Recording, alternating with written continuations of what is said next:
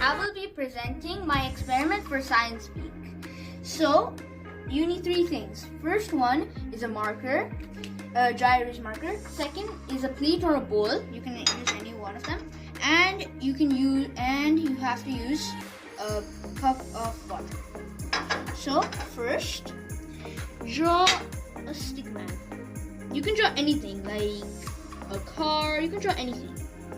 So, now I've made my stick man. Now, put some water. Put a little bit of water, not so much. So, yeah. Now make the water touch all of his body parts. And now look, you have a stick man. And you can do all of those dances and you can make it walk.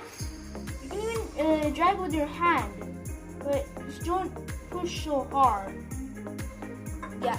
Okay, so the reason why this works is the ink in dry erase markers is insoluble. That means it cannot be dissolved in water, and it shows that it is less dense than water. When you put water on this, drawing on a smooth surface, a strong buoyancy force overcomes the thickness of the ink, pulling the drawing off the surface and causing it to float on the surface. Thank you.